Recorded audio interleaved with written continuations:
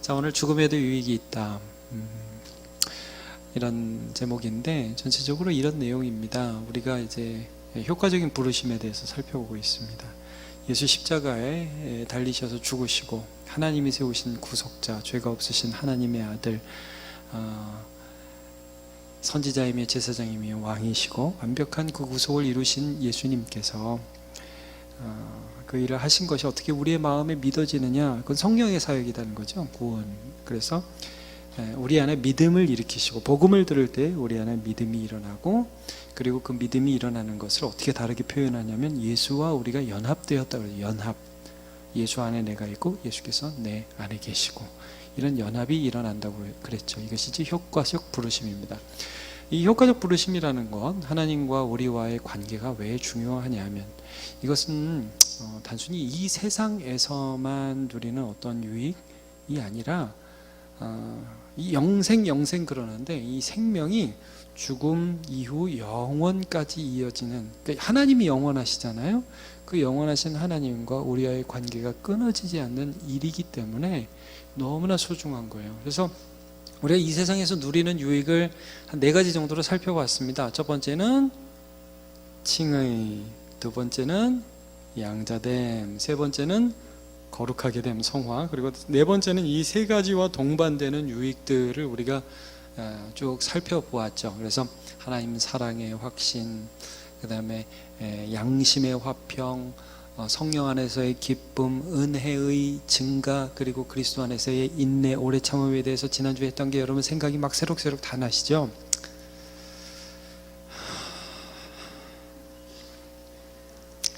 자, 오늘은 이제 우리가 신자로서 이 하나님과의 이 관계가 죽을 때에도 유익이라는 표현을 쓰고 있습니다. 유익. 그래서 어떤 죽음에 있어서 하나님과 우리와의 관계가 유익이 되는가, 그런 것들을 좀 함께 살펴보겠습니다. 기본적으로 이제 세상 사람들은 죽음이라는 것 자체를 많이 두려워하잖아요. 근데 이 죽음에 있어서도 이 관계, 하나님이 우리를 불러주신 하나님과의 우리와의 관계는 없어지는 것이 아닙니다. 자, 오늘 우리 요리문답 37문을 한번 읽어보도록 할까요? 제가 문제를 읽겠습니다. 신자들은 죽음에서 그리스도로부터 어떤 유익들을 받습니까? 신자들의 영혼은 그들의 죽음에서 완전히 거룩하게 되어 즉시 영광 속으로 들어갑니다. 그리고 그들의 육신은 여전히 그리스도와 연합되어 부활 때까지 그들의 무덤에서 쉽니다. 자, 이 두 문장을 보시면 여러분 그 죽음을 2가지 측면에서 살펴보고 있는 거 여러분 느끼실 수 있겠죠. 첫 번째, 신자들의 뭐는? 영혼에다 동그라미. 자, 영혼은 죽음에서 완전히 거룩해야 되어 즉시 영광 속으로 들어간다는 유익이 있다. 그 다음에 육신의 동그라미. 자, 육신은 그 다음에 여전히 그리스도와 연합하여 부활 때까지 그들의 무덤에서 쉽니다. 자, 이 2가지 면에 대해서 오늘 우리가 살펴보면서 이 유익이라는 부분을 함께 살펴볼게요. 성경은 죽는 걸 유익이라고 그래요. 필립보서 2장 21절. 이는 내게 사는 것이 그리스도니 죽는 것도 유익합니다. 여러분, 이 말의 이 깊은 의미가 깨달아지십니까? 사는 게, 내게 누가 살아요? 내 안에 그리스도가 사시죠. 예수님. 근데 여러분, 나는 죽을 몸인데 이 예수님은 죽어요, 안 죽어요? 안 죽어요. 그래서 내 몸이 죽는 것도 유익해요. 왜냐하면 내 안에 계신 예수 그리스도께서 죽지 않으시기 때문입니다. 뭔 소리를 하나. 근데 여러분, 굉장히 중요한 파트예요. 왜냐하면 세상에서는 여러분, 예수 없으면, 영원한 생명이 내 안에 없으면 죽음은 그 다음에 심판으로 가는 길입니다. 그러나 예수 안에 있으면 심판이 없어요. 자, 좀 더 보도록 하겠습니다. 좀 전에 읽었던 것 중 요리문답은 죽음이라는 걸 2가지 측면에서 살펴봅니다. 영혼이라는 측면과 육신이라는 측면. 이 전도서 12장 7절에 보면 이 부분을 이렇게 좀 말씀하는 부분이 있어요. 흙은 여전히 땅으로 돌아가고 영은 그것을 주신 하나님께로 돌아가기 전에 청년의 때에 너희 창조주를 기억하라. 여러분 생각나시죠? 우리의 영은 하나님께로 돌아간다고 말씀해요. 자, 그럼 우리가 영의 차원에서 한번 좀 살펴봅시다. 원래 죽음이라는 것을 우리가 어떻게 봐야 되느냐 하면 사실 이제 우리가 죽음을 모르죠. 당연히 모르죠. 여기 죽어본 사람이 없잖아요. 그죠? 뭐 죽어본 사람 있으세요 여기? 몰라요. 죽음 너머를 아는 분이 죽음에 대해서 말씀해 주실 때에만 죽음을 이해할 수 있어요. 그래서 하나님께서 우리에게 죽음이 무엇인지를 말씀해 주실 때에 그것을 이해할 수 있죠. 청년들 죽는다 그러니까 너무 재미없어요? 언제 내가 난 안 죽어. 거의 이런 표정인데 안 죽을 거야? 시집은 가고 죽어야 될 거 아니야? 뭐 이런 생각이 지금? 여러분 다 그런 생각으로 살다가 이렇게 됐습니다. 제가 여기를 한번 보고 여기를 한번 보고 여기를 한번 보고 여기를 한번 보니까 이 얼굴이 이렇게 됐고, 아니 이쁘셔요. 이 얼굴이 옛날에 이랬다. 이게 한 번에 보이네요, 여러분. 그렇게 안 될 것 같죠? 나는 안 그래야지. 그렇게 될 것 같죠? 아니라고 지금 하는 거죠? 여러분 그렇게 됩니다. 문제는 안 늙고 안 죽는 게 아니라 잘 늙고 잘 죽는 거예요. 아멘. 아멘이. 자, 그래서 내 얘기를 하고 지금 들어야 돼요. 실제로 여러분 죽음이 가까운 사람을 먼저 보낸 적이 있는 분들 많이 계시죠? 그러니까 의외의 시간에 확 다가와요. 청년들 이거 정리하고 있어야 돼요. 죽음에 대해서 정리하고 있어야 돼요. 아주 가까운 사람이 생각지 않은 때에 죽음이라는 걸 경험할 수 있어요. 그게 어떤 의미인지 지금 준비하고 있어야 돼요. 우리 성도들도 마찬가지고. 교회는 죽음에 대해서 담대하게 말할 수 있는 곳입니다. 세상은 죽음 얘기하는 것 자체를 싫어해요. 그러나 여러분, 우리는 항상 죽음에 대해서 가깝게 살펴보고 가깝게 그 부분을 나눌 수 있습니다. 왜냐하면 예수 안에서 이 부분을 논할 수 있기 때문이에요. 자, 제가 좀 의외의 본문을 좀 함께 보기를 원하는데 이제 죽음이라는 게 지금 어떻게 영적으로 설명을 하냐면 우리 영혼이 예수님께로 가는 거라는 거죠. 여러분, 우리의 영혼이 지금 예수님과 함께 있어요? 따로 있어요? 우리의 영혼이 지금 함께 있죠? 그럼 죽음은요? 죽어도 함께 있죠? 그러니까 있던 분하고 계속 같이 있는 거죠? 그러니까 죽고 나서 하나 똑같은 거죠? 차이가 있어요. 자, 고린도전서 13장 하면 사랑장으로 유명하죠. 12절에 이런 말씀이 있어요. 자, 우리가 지금은 주님을 뭘로 보는 것 같아요? 거울로 보는. 자, 이 거울도 요즘 거울 생각하시면 안 됩니다. 1세기 거울은 그런 지금의 거울이 아니라 이렇게 금속 같은 걸 닦아서 이렇게 보니까 얼굴이 희미해요. 잘 드러나지 않아요. 자, 거울로 보는 것 같이 희미해요. 우리가 지금 예수님을 알고 예수님과 동행하고 예수님이 내 안에 거하시는데 아주 확연하게 주님이 매일 아침 누구누구야 오늘 아침 잘 일어났어? 밥은 맛있게 먹어? 이런 음성이 착착착 들리지가 않죠. 깊은 감동으로 성령과 교제하긴 하지만 그러나 지금은 희미합니다. 그러나 그때에는 우리가 죽은 후에는 얼굴과 얼굴을 대하여 볼 것이요. 지금은 내가 예수님을 얼만큼 알아요? 부분적으로. 성경을 통해서 말씀하시고 성령이 감동 주시는 것에 따라서 그때그때 조금씩 압니다만 그때에는 주께서 나를 아신 것 같이 내가 온전히 알게 되는 그런 날이 있을 거라고 말씀을 해주고 계시죠. 자, 예수님은 너무나 자주 죽음이 영혼이 하나님께 돌아가는 것임을 말씀하고 계십니다.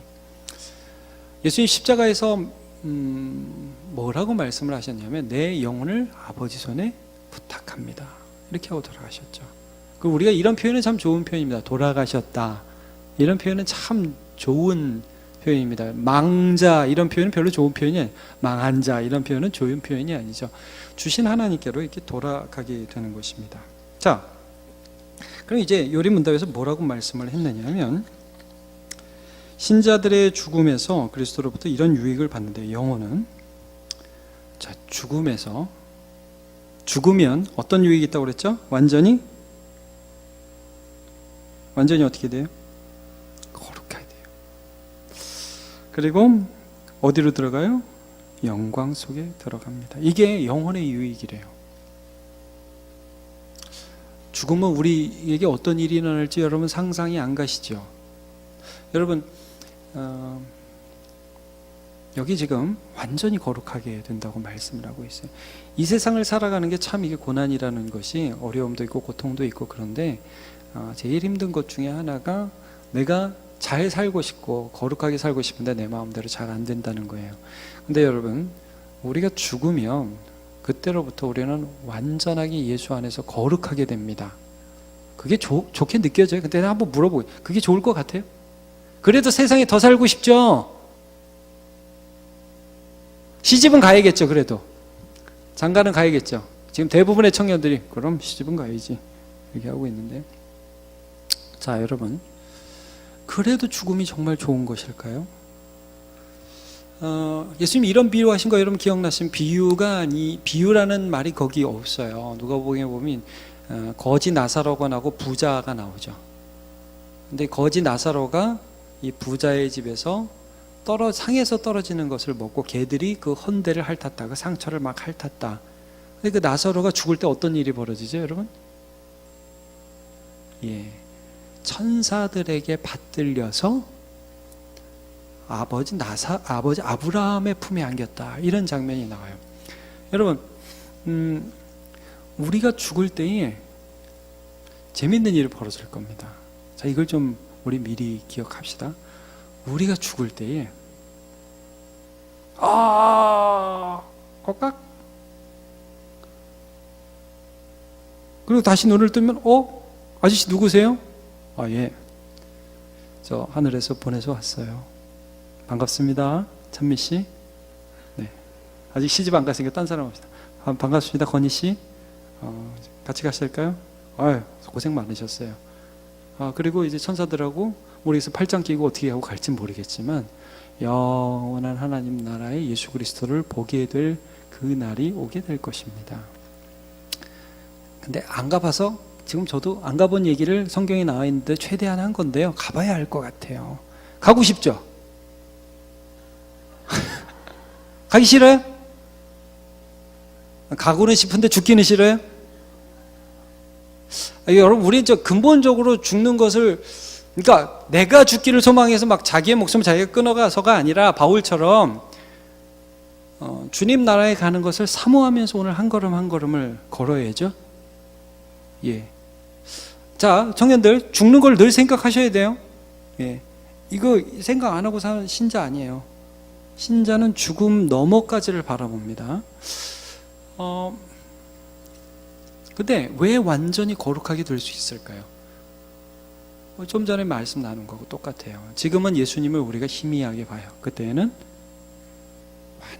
완전하게 얼굴과 얼굴로 주님을 보게 되는 거예요. 지금 가졌던 관계와 비교할 수 없는, 완전히 끊어질 수 없는 관계.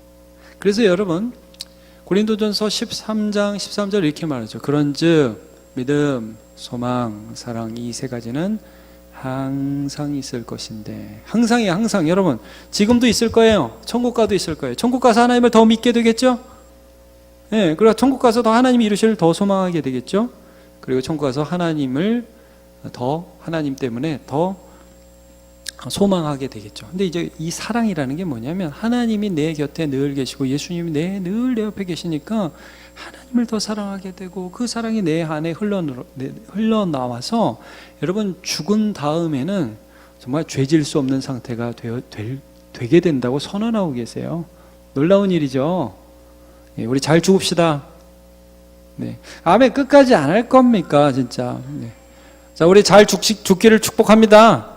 네. 저도 말이 막 헛나오네요. 자, 여러분, 이제 오늘 우리가 좀 궁금한 부분은 육체의 부분입니다. 우리 영이 죽으면 이렇게 영은 우리의 이 죽음을 넘어서 하나님 앞으로 우리의 영이 인도받게 됩니다. 근데 이제 육체에 대해서 좀 전에 교리문답에서 어떻게 말씀을 했냐면, 그들의 육신은 같이 읽어볼까? 시작. 그들의 육신은 여전히 그리스도와 연합하여 부활 때까지 그들의 무덤에서 쉽니다. 자, 여기서 여전히 그리스도와 연합한다는 이 부분을 좀 우리가 이해를 해야 합니다. 자, 우리 육체는 죽으면 썩게 되죠. 예, 죽으면 썩습니다. 어떤 분들은 크리스찬이 화장하면 안 되는 거 아닙니까? 그래서 왜요? 그래, 부활해야 되는데 화장하면 무슨 육체로 부활을 해요? 이런 것도 물어보는데, 여러분, 그런 차원으로 볼 수 없죠. 아담이 부활하게 되겠죠. 아담의 육체는 지금 어디 시신이 남아 있습니까? 이제 그렇게 볼 수는 없습니다. 그러니까 이제 하나님께서 그 육신을 이제 부활시키는 거죠. 근데 여기 왜 그리스도와의 연합이라는 말씀이 나와 있어요? 그냥 육체는 없어지는 거 아니에요, 여러분? 계속 연합해 있다는 게 무슨 말일까요? 여러분, 우리가 우리의 몸 안에, 이제 고린도전서에도 이런 말씀이 있잖아요. 우리의 육체가 성전이다. 성령이 우리 안에 거하신다. 기억나시죠? 자, 그 성령이 우리 안에 거하시는데, 여기 제가 이제 로마서 8장 1절에 보면, 8장 11절에 보면 이런 말씀이 있어요. 예수를 죽은 자 가운데 살리신 이의 영이 너희 몸과 영 안에 거하시면, 그리스도 예수를 죽은 자 가운데 살리신 이가 너희 안에 거하시는 그의 영으로 말미암아, 그 다음 같이요, 시작, 너희 죽을 몸도 살리시리라. 자, 여러분, 이런 거예요. 예수님이 죽었다 살아나셨죠. 예, 아멘이죠. 예수님이 죽었다 살아나셨는데, 그 죽었다가 살아나신 몸은 어떤 몸이었습니까? 참 재밌어요. 제가 성경을 보면, 여러분, 예수님이 죽었다가 다시 살아나셨을 때 제자들이나 마리아가 예수님을 처음에 알아봅니까? 못 알아봅니까? 못 알아봐요. 참 신기하죠. 왜 못 알아봤을까요? 저도 모르겠어요. 갑자기 예수님이 젊어졌는지, 갑자기 예수님이 나이가 먹었는지, 예수님 머리가 길어졌는지 짧아졌는지, 쌍꺼풀을 없다가 했는지, 했다가 없어졌는지 모르겠어요. 근데 여러분, 못 알아봤어요. 근데 여러분, 예수님의 손에 못자국이 있었어요. 예수님의 옆구리에 창자국이 있었어요. 그러니까 뭐냐면, 예수님이 이 땅에 사실 때의 몸과 예수님이 부활하신 이 영광스러운 몸 사이에 연속성이 있다는 거예요. 제가 이런 질문 굉장히 많이 들어요. 제가 여러 번 얘기했죠. 목사님, 부활할 때 우리는 30대로 부활합니까? 40대로 부활합니까? 50대로 부활합니까?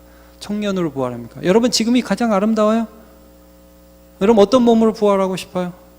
좀 살 빼서 부활하고 싶지 않아요? 모르겠어요. 근데 여러분, 지금의 몸과 부활의 몸은 연속성이 있다는 의미에서 그리스도와 연합되어 있다는 거예요. 예. 여러분의 몸이 이어질 겁니다. 근데 현재의 모습의 영광과 비교할 수 없는 모습으로 변화될 겁니다. 그게 뭐냐고요? 고린도전서 15장을 한번 좀 잠깐 봅시다. 여러분, 이거 한번 찾아봅시다. 고린도전서 15장은 흔히 부활장이라고 이렇게 나와 있습니다. 35절. 근데 많은 사람들이 그 부활을 어떻게 믿어? 사람이 썩는데 어떻게 그 몸이 다시 살아나? 그럼 눈이 이렇게 썩고 나면, 나사로 같은 경우 부활할 때 보면 이렇게 몸이 장기가 썩었다는데 어떻게 부활해? 자, 35절 보세요. 고린도전서 15장 35절. 누가 묻기를 죽은 자들이 어떻게 다시 살아나며 어떤 몸으로 오느냐? 이런 질문을 한단 말이에요. 그리고 36절에 어리석은 자여, 내가 뿌리는 씨가 죽지 아니하면 살아나지 못하겠고. 자, 이 씨에 대한 비유를 하시면서 부활을 설명해요. 자, 몸이에요, 몸. 제가 지금 몸을 설명하고 있는 것입니다. 여러분, 관심을 가지고 어떤 씨앗을 심어본 적이 있습니까? 그럼 씨에서 이렇게 싹이 쭉 나오죠. 그리고 열매를 맺혀지고, 집안에 화초들을 키우는 분들이 계시죠. 자, 지금 어떻게 비유하고 있냐면, 우리의 현재 살아있는 우리의 몸은 씨와 같다는 거예요. 여러분의 몸은, 저의 몸은 씨 같다는 거예요. 근데 이 씨가 썩어요, 죽어요. 그럼 거기서 뭐가 나요? 그냥 싹이 난단 말이에요. 열매가 이렇게 연속적이죠. 이 씨에서 열매가 나죠. 이런 것처럼 부활이라는 것은 지금 죽을 몸으로 씨를 뿌려서 죽지 않을 몸으로 열매를 거두는 것이다. 좀 더 볼게요. 37절. 또 내가 뿌리는 것은 장래 형체를 뿌리는 것이 아니요 다만 밀이나 다른 것의 알갱이 뿐이로되. 자, 지금 우리가 죽는 것은 장래 천국의 모습이 아닙니다. 여러분, 지금 우리의 이 모습 있죠? 눈, 코, 입, 귀, 그 다음에 이 손과 발. 여러분, 이것과 똑같은 몸으로 부활한다고 생각하시면 아니 되옵나이다. 근데 그러면 그게 뭐냐고요? 잘 모르겠사옵나이다. 모르겠어요. 그러나 여러분, 지금 바울이 하는 굉장히 중요한 부분을 하는 것입니다. 부활한다고? 그러면 똑같아지겠네? 아니에요, 여러분. 아니에요. 우리가 상상할 수 없는 몸으로 부활한다는 거예요. 자, 38절 하나님이 그 뜻대로 그에게 형체를 주시되 각 종자에게 그 형체를 주시나니 육체는 다 같은 육체가 아니요 하나는 사람의 육체, 하나는 짐승의 육체, 하나는 새의 육체, 하나는 물고기 육체라. 하늘에 속한 형체도 있고 땅에 속한 형체도 있으나 하늘에 속한 것의 영광이 따로 있고 땅에 속한 것의 영광이 따로 있으니, 그러니까 날짐승 들짐승 보면 다 다른 영광과 다 다른 모양이 있다는 것이에요. 해의 영광이 다르고 달의 영광도 다르고 별의 영광도 다른데 별과 병의 영광이 다 다르다. 그러니까 보면 다 빛도 다르고 해 천체에 다니는 수많은 별들의 모습이 다 다르는 것이요. 근데 죽은 자의 부활도 그와 같으니 썩을 것으로 심고, 우리의 육체가 썩을 것으로 들어가고 그 다음에 썩지 아니할 것으로 다시 살아나며, 미래에 썩지 아니할 영광이 무엇인지 여러분과 저는 아직 모릅니다만 하나님이 그것을 주실 거라는 것을 말씀해 주고 있는 거예요. 욕된 것으로 심고 영광스러운 것으로 다시 살아나며, 약한 것으로 심고 강한 것으로 다시 살아나며, 육의 몸으로 심고 신령한 몸으로 다시 살아나나니 육의 몸이 있은즉 또 영의 몸이 있느니라. 아멘. 네, 이런 말씀을 해주고 있는 것입니다. 사실 이거 굉장히 엄청난 말씀입니다. 이거는 세상에 어느 누구도 알 수 없습니다. 여러분 불교에서도 그러잖아요. 사는 것도 공자가 그랬나요? 사는 것도 모르는데 죽는 거로 내가 어떻게 아냐? 이랬다고 말을 하잖아요. 성경은 그 죽음 이후에 우리의 몸에 그 부활과 예수님이 다시 오실 때의 그 부활과 죽음 사이에 있어서 우리는 잠깐 쉬는 거예요. 잠깐 쉬어요. 흙이 될 겁니다, 여러분. 그러나 그분이 다시 오실 때 지금의 몸과의 연속성 안에서 영광스러운 몸으로 부활할 것을 말씀해 주고 계시죠. 여러분 이거를 믿음으로 바라보세요. 청년들도 믿음으로 바라보세요. 제가 요즘에 보면서 다 살라고, 이 세상에서 살라고 그러잖아요. 그렇죠? 좀 조심스러운 말이라 저도 이게 참 강단에서 얘기하기 좀 그렇긴 하지만, 그러나 여러분 지난주에 우리나라에 무슨 일이 있었습니까? 아니 보이지 않는 그분이 나타나셨어요. 예, 안 보이던 분이 갑자기 나타나셨어요. 근데 지금 그분의 보호와 날개 아래 살려고 하신 분들이 많이 나타나고 계세요. 그렇죠? 참 신기하죠. 세상에서 살라고 그러는 거예요. 자, 이 죽음에 대한 얘기를 왜 이렇게 하겠습니까? 안 죽으려고 그런단 말이에요. 세상에서 다 이 세상에서 살라고 한다는 말이죠. 어떻게든 이 세상에서 내가 영원히 살 것처럼 그렇게 사는, 내가 하나님 되고자 하는, 이 세상에서 하나님 되고자 하는 그런 우상들이 우리 안에 있기 때문이죠. 여러분, 우리는 죽어도 안 죽습니다. 우리는 죽는 순간에 생명을 경험하게 될 것입니다. 그리고 예수님이 오실 때 그 부활의 영광은 다음 주에 우리가 보게 되겠죠.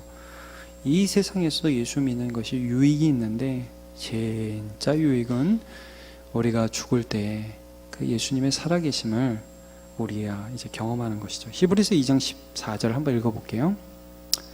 자녀들은 혈과 육에 속하였음에 그도 또한 같은 모양으로 혈과 육을 함께 지니심은 죽음을 통하여 죽음의 세력을 잡은 자 곧 마귀를 멸하시며. 여러분, 마귀가 우리 죽음의 세력을 잡고 있어서요, 우리를 두려워하게 해요. 자, 15절 같이요. 시작. 또 죽기를 무서워함으로 한평생 매어 종노릇하는 모든 자들을 놓아주려 하심이니. 우리는 본능적으로 죽음을 두려워하거든요. 왜냐? 죽음 뒤에 뭐가 있을 것 같아요, 여러분? 심판이 있을 것 같아요. 여러분 이런 거 무섭지 않아요? 죽음 뒤에 죽으려고 그러면 하도 그런 얘기를 많이 들어가지고, 검은 옷 입은 사람들이 검은 삿가 쓰고 와가지고 얼굴에다 하얀 화장하고 와가지고 가자 이렇게 나오는 거, 그런 영화를 하도 많이 봤어요. 그래가지고 자꾸 그럴 것 같죠. 눈 떠보면 깜짝 놀랄 것 같아요. 천사들이 와 있어가지고 어떻게 오시냐고 그러면 모시러 왔죠. 그러실 것 같아서 여러분 우리 놀라겠죠. 여러분 죽음을 두려워하는 자가 아니라 죽음과 함께 영원한 생명을 맛볼 자신의 미래를 그려보시면서 사시기를 축복합니다. 누가복음 20장 35절 예수님이 죽음에 대해서 하신 말씀, 부활 때에 대한 질문을 받았을 때 사두개는 부활이 없다고 그랬거든요. 근데 이제 그때 질문에 대한 답을 하시면서 이런 대답을 하셨어요. 자, 저 세상과 및 죽은 자 가운데서 부활함을 얻기에 합당히 여김을 받은 자들. 자, 이 말씀을 보십시오. 이 세상 말고 저 세상, 오는 세상, 그리고 하나님의 나라. 물론 여기가 하나님의 나라이긴 하지만 그러나 죽은 자들이 있는, 그러니까 이 세상, 이 말이 참 그런데 여러분, 우리는 죽은 자지만 하나님께는 죽은 자가 없습니다. 예? 이해할 수 있겠죠? 죽은 자가 없어요. 저 세상과 죽은 자 가운데서 부활을 얻기에 합당히 여김을 받은 자들은, 이제 시집가고 장가가는 것으로 질문을 했으니까 장가고 시집가는 일이 없으며, 36절 그 다음을 보면요, 36절 그들은 다시 죽을 수도 없나니 이는 천사와 동등이요 부활의 자는 하나님의 자녀임이라. 계속 볼게요. 죽은 자 가운데 살아난다는 것은 모세가 떨기나무에 관한 글에서 주를 아브라함의 하나님이며 이삭의 하나님이며 야곱의 하나님이라 칭하였나니. 여러분, 모세가 떨기나무에서 하나님을 만나죠. 그치 찬미야, 하나님을 만나지. 자, 그래서 하나님을 만나는데 거기서 하나님께서 이런 말씀을 하세요. 모세에게 나는 아브라함의 하나님, 이삭의 하나님, 야곱의 하나님. 근데 여러분, 당연히 우리 항상 듣는 말이잖아요. 야곱의 하나님, 이삭의 하나님, 아브라함의, 그렇죠? 근데 예수님이 이 말씀을 하실 때 이걸 히브리어 원어로 듣는 사람의 의미를 아는, 그러니까 살아있는 아브라함의 살아있는 하나님이란 뜻이에요. 이 말씀 자체가 우리말하고 좀 의미가 다른데, 그러니까 아브라함이 살았다는 말씀을 내포하는 거예요, 하나님께서. 그러니까 이런 거죠. 제 할아버지가 아마 돌아가셨을 거거든요. 저는 본 적은 없는데, 근데 어느 날 하나님이 저를 딱 만나시면, 야, 네 할아버지의 하나님이 나다 그러실 거 아니에요. 근데 그 하나님 옆에 그 할아버지 계시네. 이런 거란 말이죠. 그러니까 지금 예수님 어떤 말씀을 하냐면, 너는 죽었다고 생각하지? 그 사람 지금 내 옆에 있어, 이 말이에요. 계속해서 좀 읽어볼게요. 38절 같이 한번 읽어보죠. 시작. 하나님은 죽은 자의 하나님이 아니요 살아있는 자의 하나님이시라. 하나님에게는 모든 사람이 살았느니라. 아멘. 여러분, 이 말씀 기억하십시오. 하나님에게는 모든 사람이 살았느니라. 이 말씀 기억하십시오. 그래서 예수님은요, 나를 믿는 자는 죽어도 살겠고 살아서 나를 믿는 자는 뭐예요? 그 다음에 영원히 죽지 아니하리니. 은주야, 영원히 죽지 아니하리니 이것을 내가 믿느냐 말씀하고 있는 것입니다. 은주 어머님 너무 그렇게 인상 쓰지 마십시오. 예, 하시면 안 됩니다. 예. 살아서 이것을 믿는 자는. 그럼 제가 선이야, 그럼 선이 어머니 인상 쓰실 거 아니에요. 그럼 제가 선이를 어떻게 불러요? 선이 오늘 너무 잘하고 있습니다. 예. 자, 여러분, 이겁니다. 하나님께는 죽은 자가 없어요. 하나님께는 모든 사람이 살아 있습니다. 어떻게 보면 오늘 이제 이 주제는 어르신들은 좀 더 익숙하게, 좀 더 이제 다가오게 느낄 수 있지만 청년들 좀 더 멀 수 있습니다. 그러나 죽음의 문제에 있어서 우리가 영원히 하나님 앞에 가고, 그 다음에 육체는 쉬고 있고 다시 부활 때를 기다리고 있는 이 쉼의 상태라는 것을 기억하고, 예수와 연합되었다는 것이 죽음과 우리를 갈라놓을 수 없다는 이 사실을 기억하시며 은혜를 누리시기를 바랍니다.